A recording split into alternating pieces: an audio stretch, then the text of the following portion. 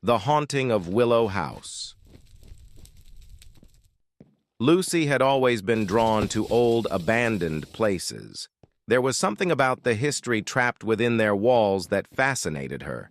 So when she heard about Willowhouse, an old mansion on the outskirts of town, she knew she had to explore it. The house had been empty for decades, left to decay, but there were rumors that it was haunted.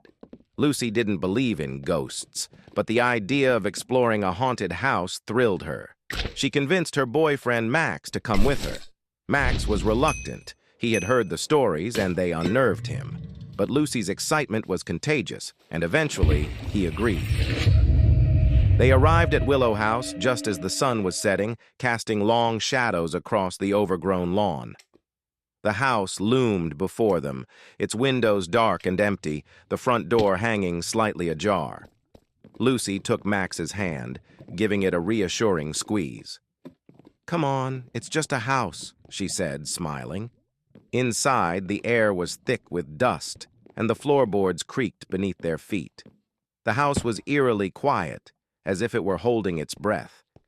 They wandered through the rooms, their flashlights casting long, flickering shadows on the peeling wallpaper and broken furniture. As they explored, Lucy felt a strange sense of familiarity, as if she had been in this house before. It was unsettling, but she brushed it off, focusing instead on the thrill of the adventure.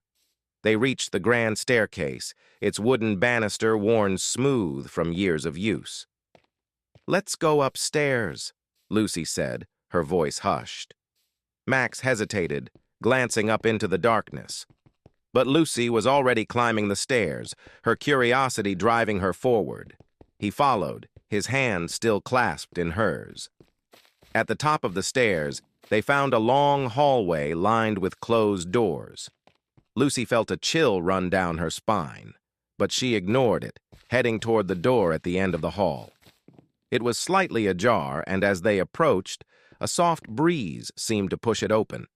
Inside, the room was surprisingly intact, as if it had been preserved in time.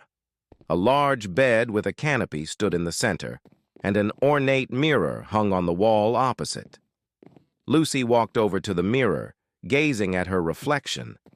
But something was off. Her reflection was smiling, but she wasn't. Lucy's heart skipped a beat. She turned to Max, who was staring at her with a strange expression. "Max, did you see that?" she whispered. But he didn't respond. Instead, he stepped closer, his eyes locked on hers. There was something different about Max. His gaze was intense, almost predatory. He reached out, gently brushing a strand of hair from her face.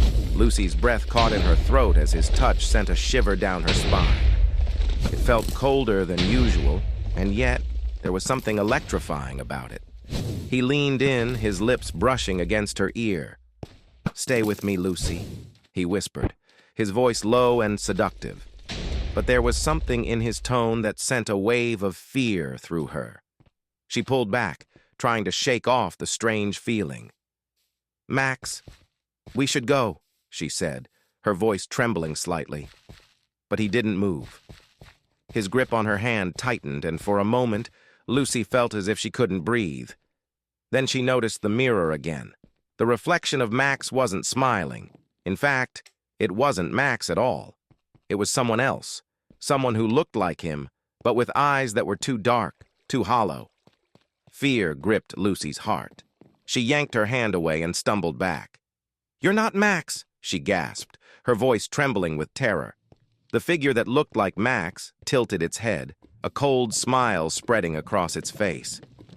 "But I could be," it whispered, stepping closer. Lucy backed away, her heart pounding in her chest. The room seemed to close in on her, the walls shifting and twisting.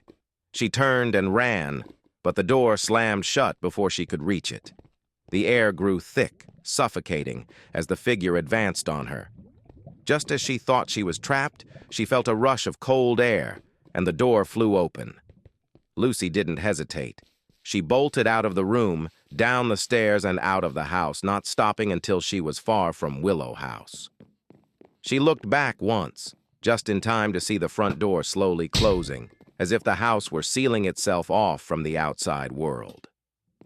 Max was gone. She knew that now. Whatever had taken his place was something ancient, something that had been waiting in the shadows of Willowhouse for someone like her. Lucy never spoke of that night again, and though she never went back to Willowhouse, she could still feel the ghostly touch of that figure, lingering on her skin like a cold breath, reminding her of the price of curiosity.